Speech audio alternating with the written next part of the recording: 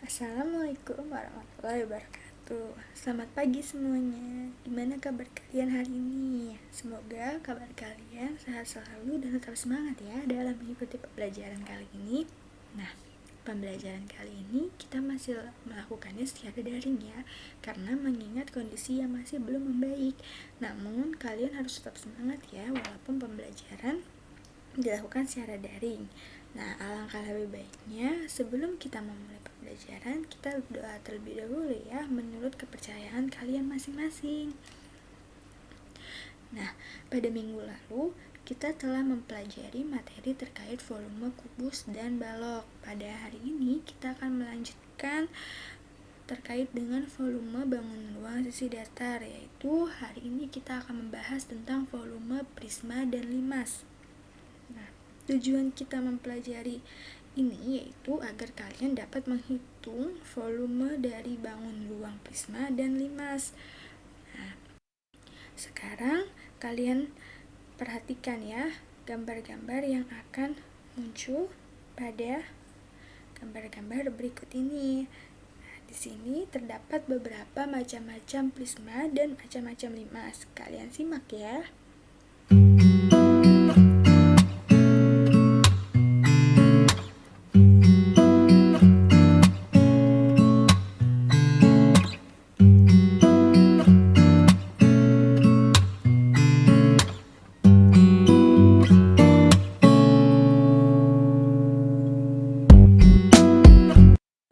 Nah, tadi kan kalian telah melihat macam-macam dari prisma dan limas ya. Nah, di sini terdapat beberapa gambar yang merupakan benda-benda yang merupakan contoh nyata dari si bangun ruang prisma dan limas tadi. Nah, sekarang coba ya kalian kelompokkan benda apa saja sih yang berbentuk prisma dan benda apa saja pula yang berbentuk limas. Nanti kalian kelompokkan ya. Nanti kalian dapat tuliskan di buku tugas kalian. Nah, sekarang di sini kalian perhatikan. Di sini terdapat sebuah kolam renang, ya, sebuah kolam renang ya, di mana kolam renang tersebut ini ternyata berbentuk prisma.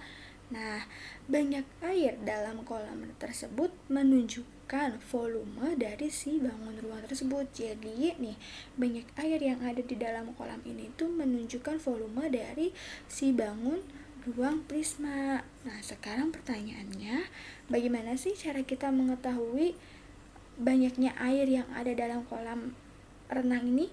Nah, untuk menjawab terkait perihal tersebut, kalian dalam volume prisma dan limas. Namun yang pertama, kalian sekarang akan membahas volume prisma terlebih dahulu ya.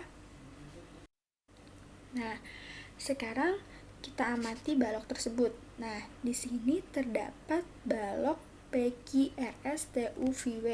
Nih, ya kan? Nah, sekarang kita ingat dulu nih, kita ingat kembali. Apa sih rumus volume dari balok itu? Betul, rumus volumenya itu luas alas kali tinggi ya.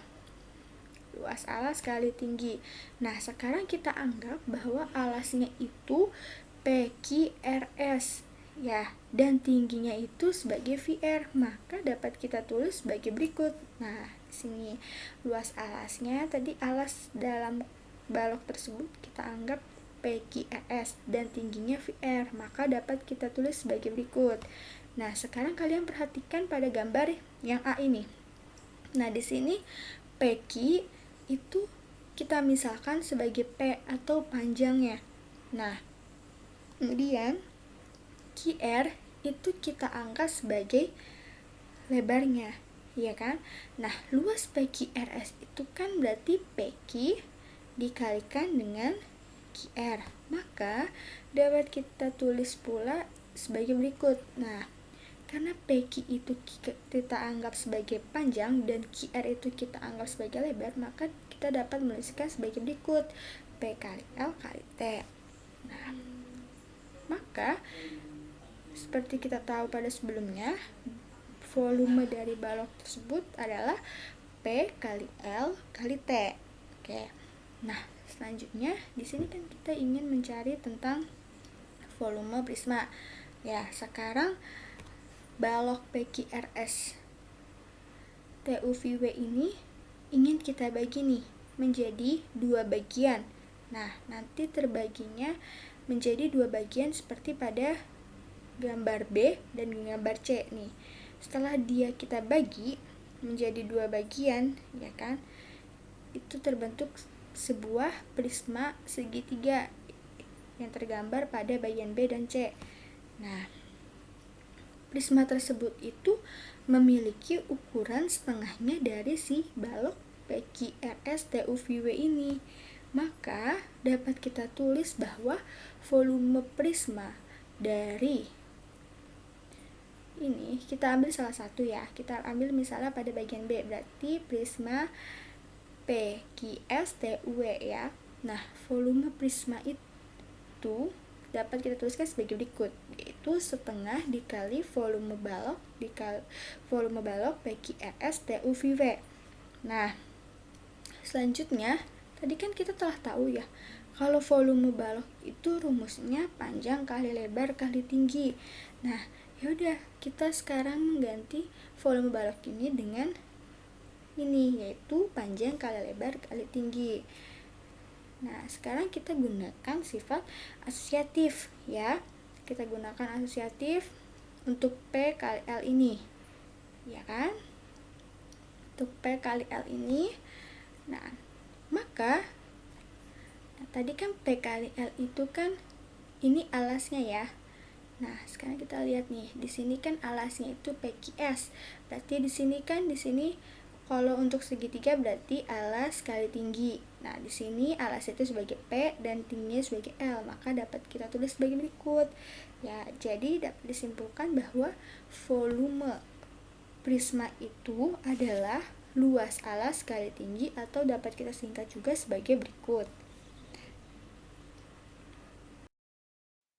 Sekarang untuk lebih memahaminya lagi, sekarang kita langsung ke contoh soalnya saja. Di sini terdapat sebuah prisma dengan alas berbentuk belah ketupat yang mempunyai keliling 82 cm dan panjang salah satu diagonal alasnya yaitu 10 cm. Jika luas selubung prisma 1040 cm persegi, maka berapakah volume prisma tersebut? Sekarang kita cari tahu ya, kira-kira berapa sih volume prisma tersebut. Nah, seperti biasa, kalian jangan lupa tulis seperti ini dulu ya, yaitu apa yang diketahuinya dan apa yang ditanyanya. Nah, sekarang yang diketahui tadi pada soal itu, pertama ada keliling alasnya, yaitu 52 cm. Kedua, ada diagonalnya, yaitu diagonal 1 sama dengan 10 cm. Yang ketiga yaitu diketahui luas selubungnya sebesar 1040 cm persegi. Kemudian yang ditanyanya itu yaitu volume prisma tersebut. Nah, pertama sekarang kita mencari panjang rusuk dari alas si prisma tersebut. Tadi di soal kan diketahui bahwa alasnya itu berbentuk belah ketupat ya. Nah, sekarang diketahui pula, pertama itu diketahui keliling dari si alasnya. Nah, keliling alasnya itu yaitu 4 kali S, ya kan? Kita menjumlahkan semua sisi-sisi dari si bangun datar tersebut. Nah, kelilingnya itu 52 sama dengan 4S. Dapat kita tulis seperti ini ya. Sekarang kelilingnya dapat kita ganti nih nilainya dengan 52. Nah, kemudian sekarang kedua ruasnya ini kita bagi dengan 4 sehingga dapat dinyatakan seperti ini, yaitu S sama dengan 52 dibagi 4. Nah, 52 dibagi 4 itu yaitu 13 cm. Jadi, panjang rusuk si alas prismanya itu yaitu sebesar 13 cm. Nah, kedua, sekarang kita mencari diagonal 2-nya. Tadi kan telah diketahui ya bahwa salah satu diagonal dari alasnya itu 10 cm. Berarti kita sekarang mencari diagonal 2-nya. Nah, sekarang kalian perhatikan gambar belah ketupat yang di sini nih. Nah, di sini kan terdapat diagonal 1 dan terdapat diagonal 2. jika setengah diagonal 1 dan diagonal 2 ini kan akan berbentuk segitiga siku-siku ya. Nah, kita ambil pada salah satu ini. Nah, maka untuk mencari diagonal 2-nya itu kita dapat mencari seperti ini. Jadi setengahnya dari diagonal 2 ini kita dapat menggunakannya dengan konsep Pythagoras. Nah, kita menggunakan dengan konsep Pythagoras. Jadi ini kan tadi sisinya itu S ya. Nih, sisinya itu S yang sisi miring dari segitiga siku-siku ini. Maka kita dapat tulis S kuadrat dikurang setengah dari diagonal satunya. Nah, kan S-nya udah diketahui ya, diagonal satunya juga udah diketahui. Nah, S-nya itu kan 13 dan diagonal satunya 10. Karena dia dikali dengan setengah atau dibagi dengan 2, maka menjadi 5 sini. Kemudian kita kuadratkan. Nah, setelah itu kita dapat nih hasilnya, yaitu 169 dikurang 25. Nah, di sini ini masih kuadrat. Berarti untuk mencari nilai setengah dari diagonal 2 ini, kita akarkan 144 ini. Kemudian akar dari 144 itu kan 12. Nah, kita kalikan nih kedua ruasnya itu dengan 2. Di sini kan berarti menjadi 1, atau dapat kita tulis juga dengan diagonal 2 saja. Kemudian diagonal 2 ini sama dengan 12 dikali 2. Ya, hasilnya 24 cm. Nah, berarti kita telah dapat nih diagonal keduanya itu, yaitu 24 cm. Nah, selanjutnya kita mencari tinggi prisma. Tadi kan yang diketahui selanjutnya itu yaitu luas lubung prisma ya. Nah, luas lubung prisma nih, atau luas selimut prisma nih. Nah, sini kan luas selimut prisma berarti kan luas si persegi panjang ini kan. Nah, di sini berarti luas lubungnya, karena di sini persegi panjangnya ada 4, berarti di sini kita kalikan 4. Nah, kita misalkan nih, di sini kan tadi S ya, atau panjangnya itu S. Kemudian di sini merupakan T-nya atau tinggi prisma. Maka dapat kita tulis sebagai berikut, S dikali T. Nah, 4 itu dari mana? 4 dari sini, karena di sini dia luas selimutnya kan terdapat 4 persegi panjang nih, jadi 4 dari situ. Nah, tadi kan diketahui bahwa luas lubungnya itu yaitu sebesar 1040 ya, sama dengan, nah kita substitusi deh tadi nilai S nya itu sebesar 13. Kemudian sekarang kedua ruas kita bagi 4 ya, kita bagi 4, maka dapat ditulis sebagai berikut, 1040 dibagi 4. Nah, 1040 dibagi 4 itu 260. Kemudian lagi-lagi kedua ruasnya itu kita bagi dengan 13, sehingga dapat ditulis sebagai berikut. Jadi T sama dengan 260 dibagi 13, yang hasilnya 20 cm. Nah, selanjutnya itu kita mencari volume prisma, atau yang ditanyakan nih pada soal berikut. Nah, tadi rumus volume prisma itu luas alas dikali tinggi kan. Nah, luas alasnya itu tadi apa? Luas alasnya itu kan tadi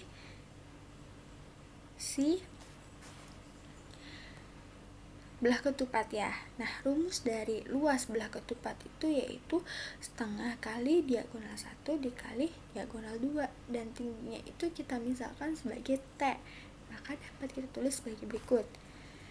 Nah, tadi kan diagonal 1 udah diketahui, diagonal 2 juga udah diketahui, dan tingginya juga udah diketahui, maka tinggal kita substitusikan nilai-nilai berikut sebagai berikut.